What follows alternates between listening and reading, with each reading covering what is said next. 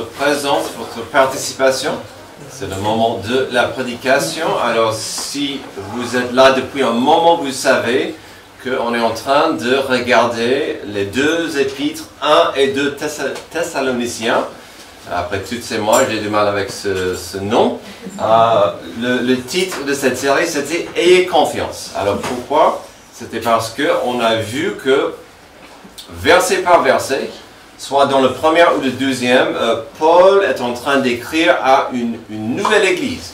Une église que lui a plantée, qu'il a commencé, et puis à cause d'une persécution assez tôt, assez forte, il devait fuir, lui et son équipe. Et donc il devait un peu laisser cet enfant, cette église naissante, toute seule. Et donc, il voulait les aider de loin. Et donc, on voit plein de paroles d'encouragement, surtout d'édification. Il devait vraiment les encourager avec plein de problèmes qu'ils avaient dans leur vie. Et ils vivaient dans des épreuves. Et donc, franchement, l'épreuve, c'est un thème très fort.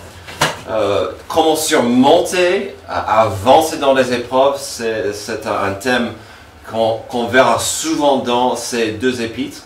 Et aujourd'hui, on est à la fin, on termine 2 Thessaloniciens, le 3e chapitre avec les derniers versets. Donc 2 Thessaloniciens 3, 13 à 18. Normalement, nos versets seront sur l'écran, mais si vous n'avez pas une Bible devant vous, on pourrait vous... il y en a des Bibles disponibles à côté si ça vous aidera. D'accord, donc on va terminer aujourd'hui notre série « Ayez confiance ».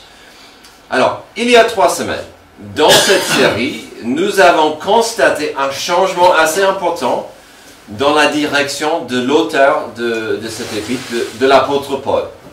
N'oubliez pas, il était, si vous voulez, le père spirituel de cette église. Après un long discours, et on a vu ce discours, au chapitre 1 et 2, après un long discours sur la fin du monde. Ah non, c'est pas... J'ai voulu vraiment maîtriser ça, mais je n'y arrive pas. Après un long discours sur la fin du monde, Paul a entamé des discussions très pratiques pour aider, pour exhorter et encourager l'Église à Thessalonique. Il voulait les aider à surmonter des obstacles et des épreuves. Et donc, pendant 2 semaines, nous avons vu ceci, et le thème central, c'était comment mieux faire face aux épreuves. Donc, quand j'ai dit ceci, pendant 2 semaines, on a campé dans ces versets-là. D'accord? Dieu peut nous aider mieux dans une épreuve lorsqu'on focalise sur la provision de sa grâce, la propagation de la grâce et la protection par sa grâce. Et donc, vraiment, toujours cette notion de... La bonne nouvelle, c'était... Jésus n'est pas venu sans vous. Vous n'avez pas raté le retour de Christ. La mauvaise nouvelle, c'est que les épreuves sont toujours là. Et donc, il vous faut beaucoup de grâce. La provision, la propagation et la protection. Si vous vous souvenez, c'était ici où nous avons vu ce changement comme la classique bonne nouvelle, mauvaise nouvelle. Ils avaient tant besoin de la grâce de Dieu ici, parce qu'ils devaient comprendre que, oui, ils ont raté, ils n'ont pas raté. En fait, Jésus revenait un jour, mais des épreuves devant eux restaient. Et donc, il fallait faire face à ces épreuves. Puis la semaine dernière, cette idée a continué, car Paul voulait les aider à nettoyer une épreuve, une infection dans leur église. Un vrai problème qui freinait leur croissance et leur avancement. L'amour pour Dieu et son prochain devaient désinfecter la maladie, la plaie qui faisait du mal à cette église. Et donc, on a vu ça, donc si tu peux, s'il te plaît. Donc, on a vu ceci la semaine dernière. Même chose, la nécessité de la grâce de Dieu. Pour une croissance nécessaire dans la vie, il faut comprendre certaines choses par rapport à l'amour au carré. L'amour au carré nécessite le besoin parfois de faire des reproches. Et l'amour au carré nécessite le besoin de prendre la responsabilité de sa propre vie. le problème qu'il s'adressait, c'était les gens qui disaient Jésus revient aujourd'hui, donc j'ai plus besoin de bosser. Je vivrai grâce à votre générosité. Et donc il y avait tout un groupe dans cette église qui arrêtait de payer leurs factures, qui voulaient manger dans des foyers différents et de ne plus prendre la responsabilité de leur propre vie. Et donc, il y avait la nécessité de faire des reproches et d'avoir ce rappel de prendre responsabilité de sa propre vie. Alors, je ne sais pas si vous le voyez, si vous vous rendez compte ou pas, mais ce que Paul voulait communiquer tout au long du chapitre 3, à la fin de sa lettre, était quand même dur et difficile. Ce qu'il voulait enseigner, c'est qu'il n'y aura pas de vie en rose. Il n'y a pas de bulle protectrice dans ce monde. Des obstacles, de l'opposition viendront de l'extérieur ainsi que de l'intérieur. Tout le chapitre 3 est lié par cette idée. Puis, cette semaine, lorsque je creusais dans les derniers mots de cet évangile, j'ai vu la clé qui tient le chapitre ensemble. La fondation de tous ces encouragements, tous ces avertissements, on l'a vu il y a 2 semaines. Et j'ai raté combien c'est fondamental et important pour la conclusion de Paul. Il s'agit du verset 5. On l'a lu, on l'a vu, mais j'ai raté à l'époque l'importance du verset 5. Que le Seigneur dirige votre cœur vers l'amour de Dieu et vers la patience de Christ. Donc déjà, il dit que vous laissiez le Seigneur vous diriger, que vous soyez ouverts à la direction de Dieu. Mais pourquoi? L'amour de Dieu, mais aussi la patience de Christ. Je ne sais pas pour vous, mais quand l'apôtre Paul insiste que nous comprenions l'importance de la direction de l'amour de Dieu et la passion de Christ, ça implique un énorme besoin de la grâce.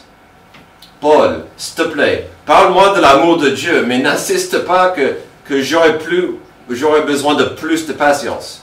Ça c'est une prière moins agréable à faire.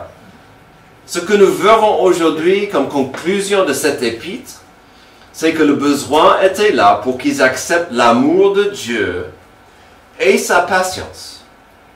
La nécessité était évidente de grandir et d'avancer en dépit des circonstances difficiles.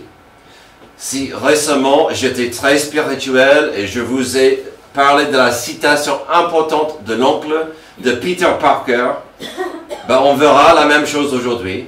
Un grand pouvoir implique une grande responsabilité. Amen. Amen. Et on verra ça encore. Il va terminer cet épître avec cette notion. On n'a pas le droit de rester immobile sans rien faire. Si on est censé briller pour Dieu, si l'Église sera son outil principal pour communiquer son message, notre responsabilité est grande.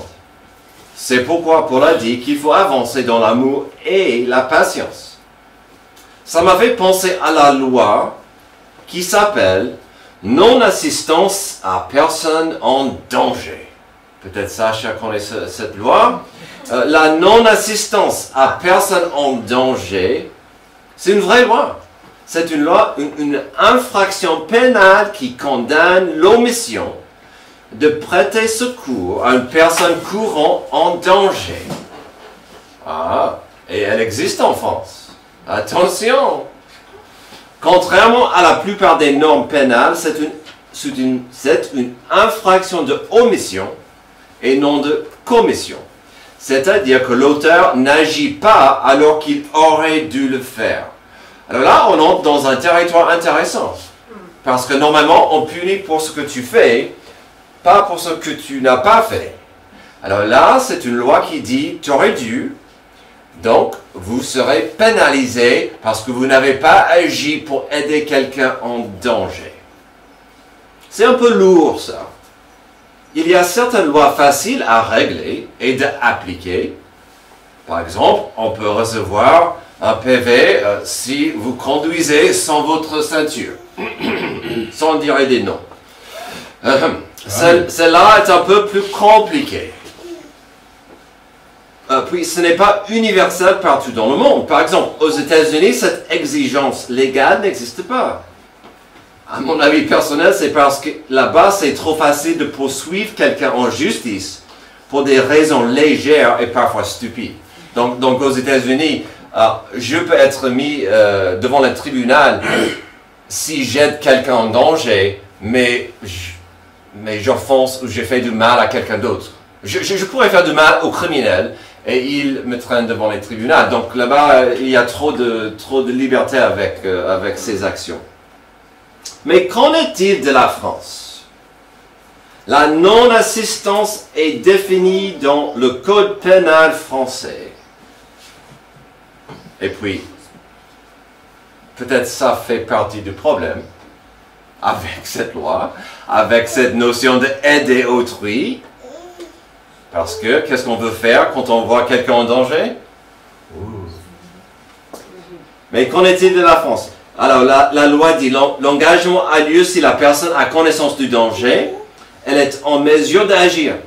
L'action ne présente pas de danger pour la personne ou pour un tiers. Pour ces raisons, la loi française va distinguer l'abstention volontaire de porter assistance à une personne en péril. La non-assistance à une personne victime d'un crime ou d'un délit contre l'intégrité corporelle de la personne. Ça me donne pas le droit de porter un masque et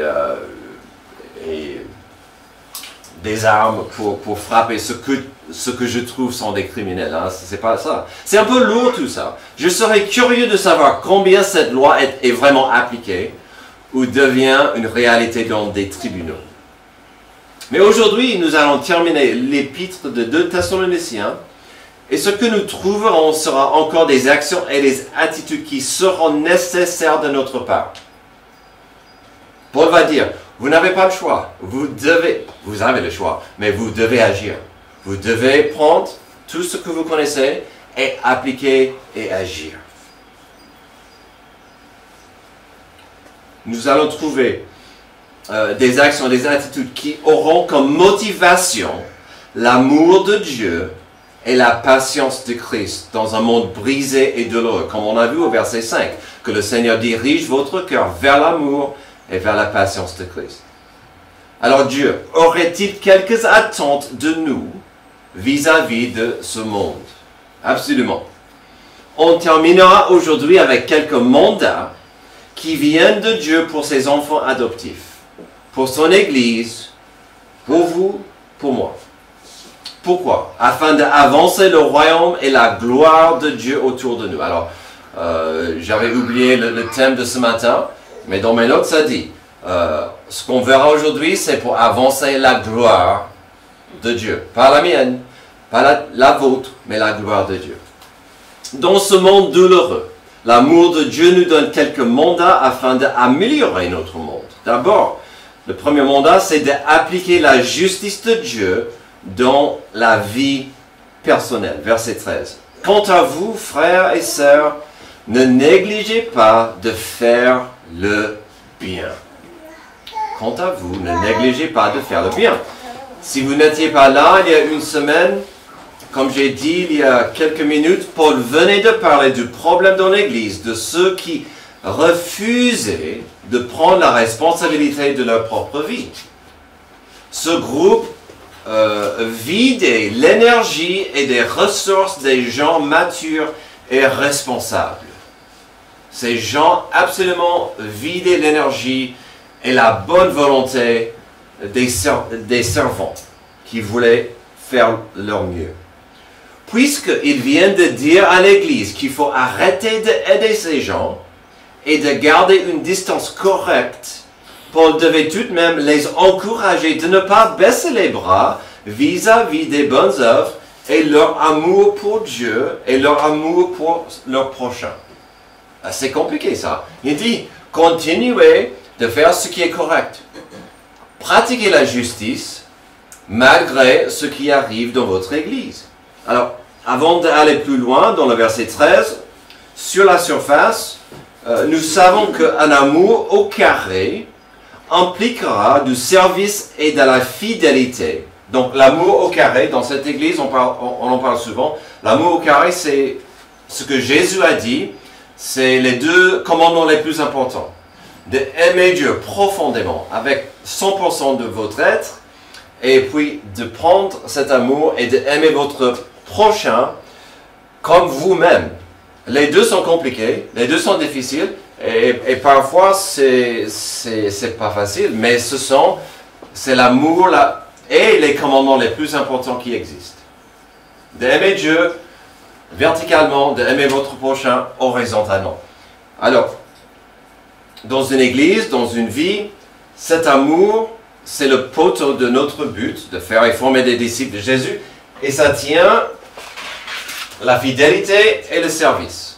Donc Paul savait bien dans cette église, que si l'amour pour le prochain et pour Dieu s'affaiblit, des autres problèmes arriveront. Paul devait tout de même les encourager de ne pas baisser les bras vis-à-vis des bonnes œuvres et leur amour. Et donc Paul savait que les deux autres valeurs, la fidélité et le service, ainsi que d'autres choses, risquaient de s'affaiblir. En ce qui concerne le verset 13, puisque j'ai déjà mentionné l'idée du service, sachez que dans le langage originel, Paul utilise un langage de fatigue et épuisement. Quant à vous, frères et sœurs, ne négligez pas de faire le bien. Le langage, c'est ne laissez pas la fatigue vous mettre à terre. Il parle d'être épuisé. Quelque part, l'Église aura toujours la responsabilité de servir, d'aimer et de pratiquer la justice. Paul ici exhorte à ce qu'ils avancent, même si parfois c'est difficile. Puisqu'il s'adressait à une église, n'oublions pas qu'il parle à un groupe, à une communauté, à une famille, ou si vous voulez, un corps. L'église, c'est le corps de Christ. Et donc, qu'est-ce qu'il dit au corps? N'arrêtez pas de faire ce qui est juste et correct. Peut-être des membres de votre corps sont fatigués. Clairement, selon le passage qu'on a vu la semaine dernière, des parties du corps parties dans une autre direction et étaient un problème pour la santé du corps. Mais qu'est-ce qu'il dit? Votre corps, le corps de Christ, doit rester concentré sur ce qui est correct et juste pour la gloire de Dieu. L'autre jour, Catherine nous a partagé un verset sur WhatsApp, Hébreux 13, 16. Ce verset m'a frappé et m'a béni. C'était quand j'étais ici, plein dedans dans notre passage quand je l'ai vu. Je voulais vous le montrer, mais avec le verset 13 de notre passage, nous voyons encore cette belle notion des responsabilités que nous avons entre Dieu et entre nous. Donc, Hébreux 13, j'ai ajouté 15 pour un peu de contexte. Hébreux 13, 15 à 16, avec notre verset. Par Christ, offrons donc... ça me gêne quand il dit sans cesse. Mais... c'est comme ça. Par Christ, offrons donc sans cesse à Dieu un sacrifice de louange, c'est-à-dire le fruit des lèvres qui reconnaissent publiquement lui appartenir. Et n'oubliez pas de faire le bien et de vous entraider, car c'est à de tels sacrifices que Dieu prend plaisir. Dieu prend plaisir quand j'aime mon prochain, quand je suis en train de servir mon prochain. Et selon le verset 15, quand je suis en train de remercier Dieu pour ce qu'il a fait dans ma vie. Puis, je dois encore partager Ephésiens 2:10, car ce verset ne donne pas que quelques vérités profondes, il parle de l'importance que nos actions représentent pour la gloire de Dieu. Ephésiens 2:10. En réalité, c'est lui qui nous a fait. Nous avons été créés en Jésus-Christ pour des œuvres bonnes que Dieu a préparées d'avance afin que nous les pratiquions. Vous êtes créés afin de pratiquer les bonnes œuvres que Dieu a déjà mis dans votre chemin, pas pour que vous receviez la gloire, mais pour que la gloire revienne à Dieu. Encore, on n'a pas parlé tout à l'heure, on n'a pas essayé de mettre nos messages ensemble. Mais la question s'impose. Est-ce que vous êtes fatigué? Est-ce que vous êtes épuisé? Est-ce que des gens vous fatiguent et vous épuisent? Ne dis pas les noms. N'oublions pas que la grâce de Dieu est imméritée et elle nous est disponible. Jésus lui a dit lui-même, et l'Église à Thessalonique devait recevoir un rappel de ces mots. Matthieu 11, 28 à 29. Venez à moi, vous tous qui êtes fatigués et courbés sous un fardeau, et je vous donnerai du repos. Acceptez mes exigences et laissez-vous instruire par moi, car je suis doux et humble de cœur, et vous trouverez le repos pour votre âme. En effet, mes exigences sont bonnes et mon fardeau léger. Tout ce passage est magnifique, incroyable à saisir, mais la clé c'est venez à moi. Venez à moi. Oui, vous êtes fatigué. Oui, vous avez des fardeaux. Vous voulez du repos? Viens. Laisse-moi t'aider. Dans ce monde douloureux, l'amour de Dieu nous donne quelques mandats afin d'améliorer ce monde.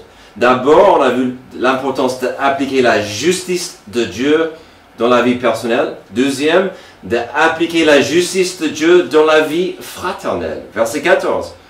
Si quelqu'un n'obéit pas à ce que nous disons par cette lettre, notez-le et n'ayez pas de relation avec lui afin qu'il en éprouve de la honte. Ne le considérez pas comme un ennemi, mais avertissez-le comme un frère. Ici, Paul revient une dernière fois avec cette histoire de discipline dans l'Église. Nous avons vu que parfois l'amour implique le mot difficile « non ». Ce n'est pas un grand mot, mais c'est un gros mot, quasiment. Non. Parfois l'amour implique des limites. Parfois l'amour implique des restrictions. Pas pour se montrer supérieur, pas pour être méchant ou être puissant, mais pour l'édification par l'amour.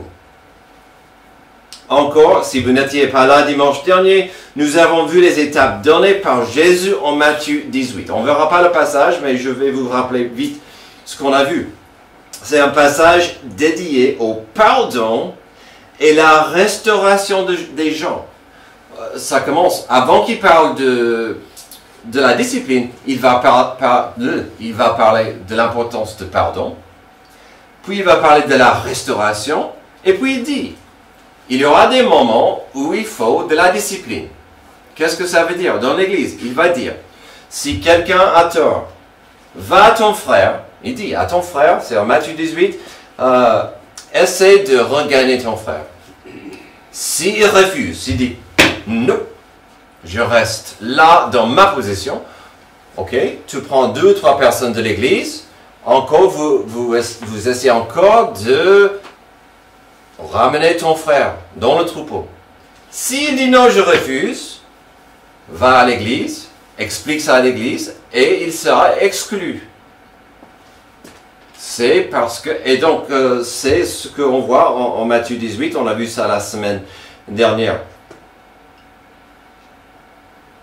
Il y a 2 choses capitales à comprendre sur la discipline dans l'église selon Matthieu 18.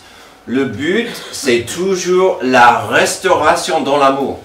C'est par l'amour, je veux que mon frère revienne. Je veux que mon frère retrouve le chemin que Dieu a pour lui. Deuxième chose à saisir, c'est la discipline. Dans toutes ces étapes, seront nécessaires que lorsque la personne concernée refuse de se repentir. Donc, il y a 2-3 efforts pour que la personne comprenne et qu'il accepte. S'il refuse, après tous ces efforts, c'est là où il faut rester à l'écart. Donc, si vous regardez bien les versets 14 et 15 de notre passage, on peut facilement trouver et constater ces deux choses en action. L'importance de restaurer, mais aussi de voir une discipline. Versets 14 et 15, si quelqu'un n'obéit pas à ce que nous disons par cette lettre, notez-le et n'ayez pas de relation avec lui, afin qu'il en éprouve de la honte. Ne le considérez pas comme un ennemi, mais avertissez-le comme un frère. Alors, quel est notre deuxième point? De faire ce qui est juste et correct par rapport à la famille. D'appliquer et de pratiquer ce qui est juste et correct dans notre vie fraternelle. Il y a quelques années de ça, nous avons fait le livre de 1 Corinthiens. Cette église avait une longue liste de problèmes. Une longue liste de problèmes. Un des premiers, c'était, il y avait des rivalités et des clubs dans l'église. Moi, je suis pour Paul. Moi, je suis pour Apollos. Moi, je suis pour Jésus. Et ces groupes étaient en train de se battre. Qui était le plus spirituel? Il y avait un vrai problème d'unité dans cette église. Mais plus tard, dans la longue liste de problèmes dans l'église, une des situations la plus gênantes et embarrassantes, c'était il y avait des membres de l'église qui étaient des adversaires dans un tribunal. Donc il y avait un problème qui allait au tribunal. Cette histoire montrait à quel point l'église à Corinthe était fracturée et divisée. Il n'y avait pas d'unité. Il n'y avait pas de fraternité et c'était honteuse comme situation. Ici, dans notre passage, nous voyons une meilleure façon de régler des problèmes de péché dans la famille.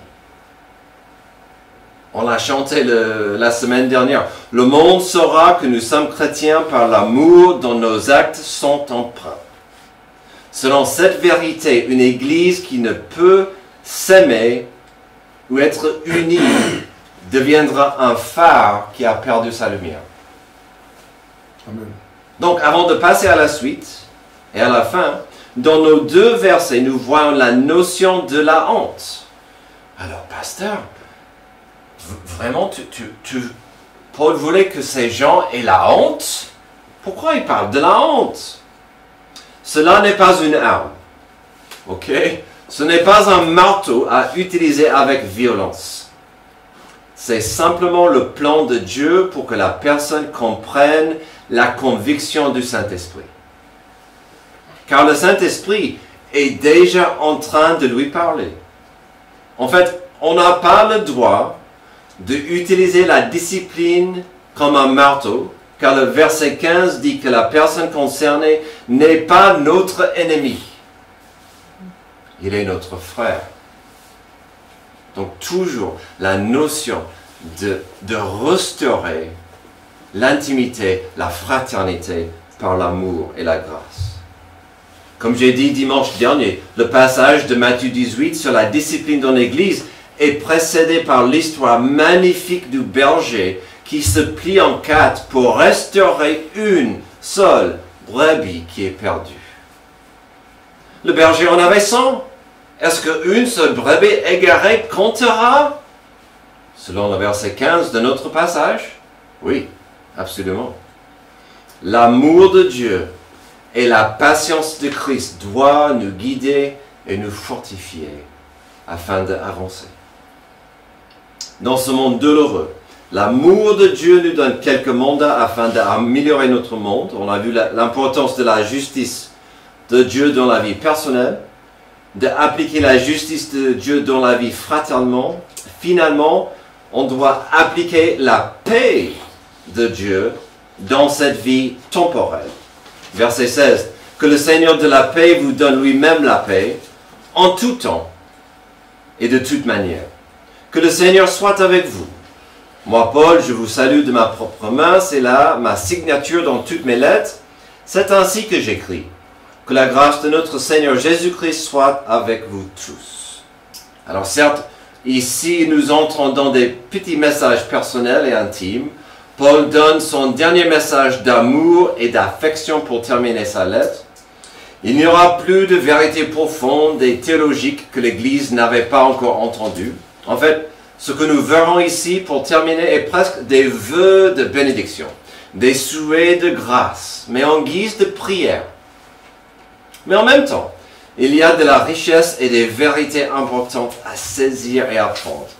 D'abord, l'amour de Dieu nous donne un mandat d'appliquer la paix de Dieu dans cette vie temporelle. Donc pourquoi notre troisième point parle de la vie temporelle? Étudié au verset 16. Nous verrons cela plutôt au verset 16 et un peu au verset 18. Découvrons cette notion importante d'appliquer la paix de Dieu dans cette vie temporelle. Que dit le verset 16? D'abord, nous ne parlons pas d'une paix éphémère, d'une source pas toujours fiable. Que le Seigneur de la paix vous donne lui-même la paix en tout temps et de toute manière. Ça ne parle pas d'une source de paix éphémère. Ça parle de Jésus-Christ, le prince de la paix. Il est la paix ultime. Notre Seigneur est la paix qui nous manque. Entre Dieu et notre péché se trouve Jésus, la paix. Il nous donne sa paix. En même temps, Jésus-Christ veut nous offrir et veut nous fournir sa paix. Et quand est-ce que cette paix sera disponible? Et pour combien de temps, selon le verset 16? Que le Seigneur de la paix vous donne lui-même la paix? En tout temps. Et de toute manière. Que le Seigneur soit avec vous tous. J'ai 51 maintenant. Je sais, ça ne se voit pas. En principe, j'ai vécu plus que la moitié de ma vie déjà. Et il y a un mandat important ici pour moi. D'appliquer la paix de Dieu dans ma vie, dans le temps qu'il me reste. En tout temps, de toute manière. Dans cette vie temporelle, nous devons absolument comprendre que Dieu veut nous bénir avec sa paix.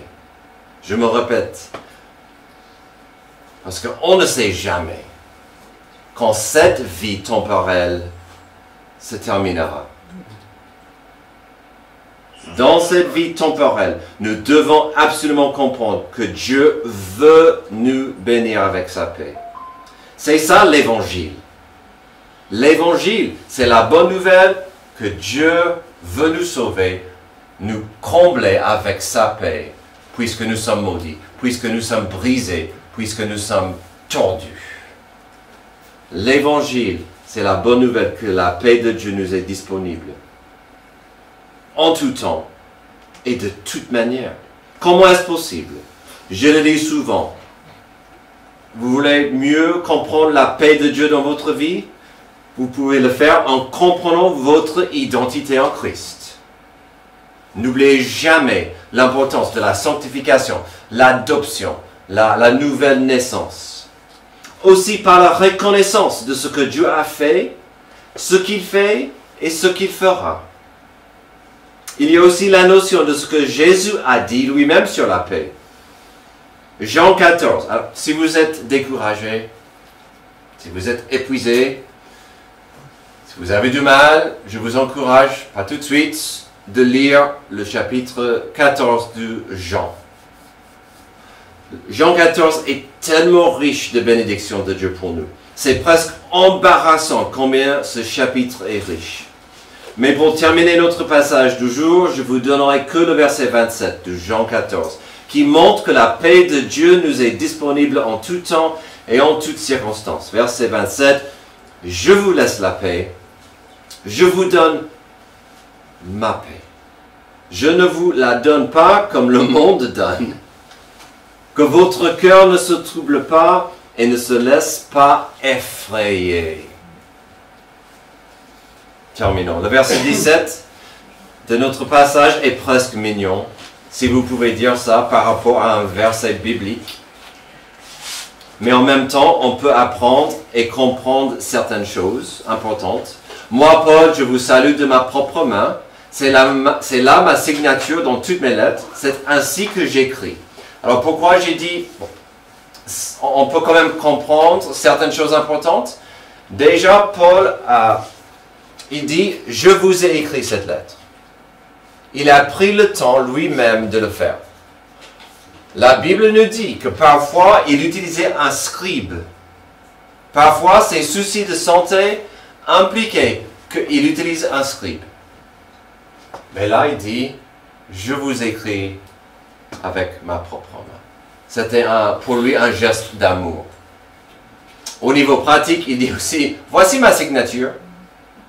On a vu il y a quelques semaines que c'était possible que l'Église a reçu une fausse lettre de sa part.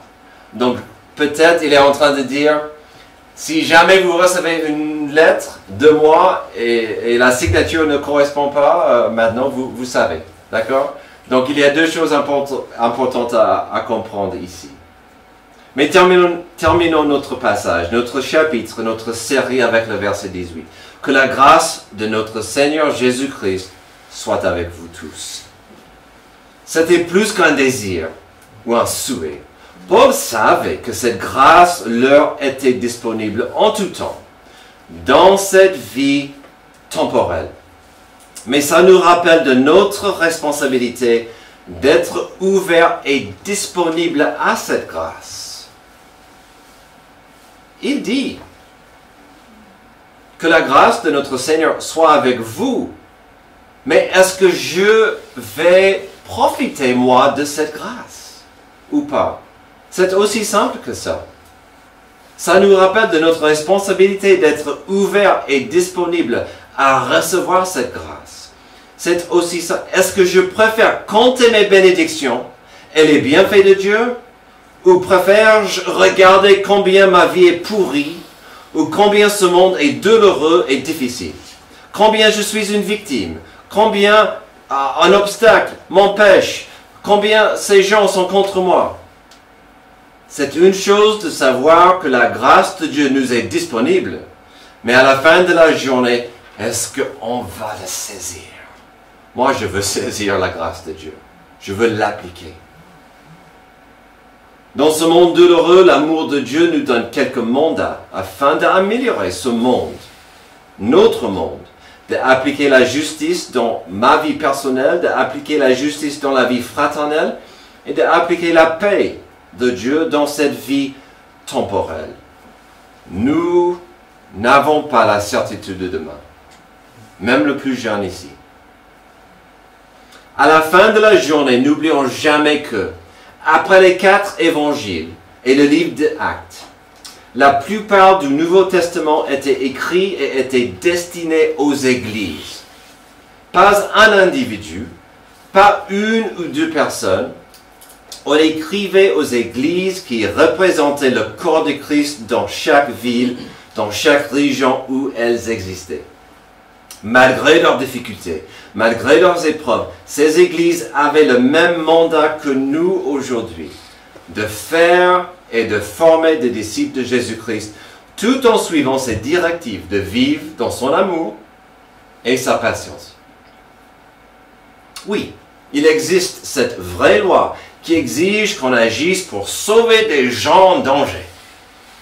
La loi de la non-assistance à personne en danger. Heureusement, on n'est pas censé porter un masque et de sortir dans la rue pendant la nuit pour s'affronter aux criminels. Heureusement d'ailleurs, car il y a trop de problèmes et complications avec cette idée. Sans trop vous fatiguer avec notre but de faire et de former des disciples. Sans vous fatiguer trop de notre but et son importance et des mandats et des responsabilités qu'il nous laisse, je préfère terminer notre série avec quelque chose que l'apôtre Paul a écrit sur ce que l'effet que l'amour de Dieu devrait avoir sur nous.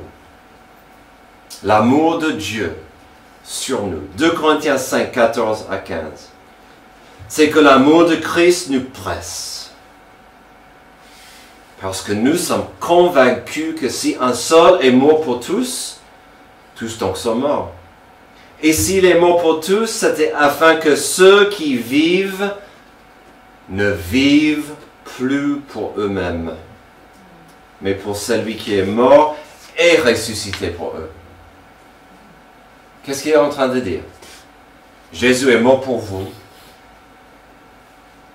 Il est ressuscité pour vous. Cet amour doit nous engager d'être mort à notre ancienne vie et de vivre pour lui. Vous voulez parler d'un mandat, une responsabilité devant nous. Tout y est. D'accepter ce mandat que l'amour de Dieu m'engage à vivre pour Jésus-Christ. Amen. Prions. Merci Dieu pour notre passage du jour. Merci pour les lettres que nous avons étudiées à l'Église, pour l'Église de Thessalonique. Merci pour des valeurs, des exhortations, des encouragements que nous avons reçus. Aide-nous aujourd'hui à appliquer ta parole, de ne pas quitter ce lieu sans avoir réglé des choses qui doivent être réglées avec toi. Aide-nous à comprendre que cette vie est temporelle et dans le temps qu'il nous reste, on doit avoir ta paix dans nos cœurs. Aide-nous à ouvrir nos cœurs à ta voix. C'est dans le nom de Jésus que j'ai prié. Amen. Levez-vous, on aura un dernier chant.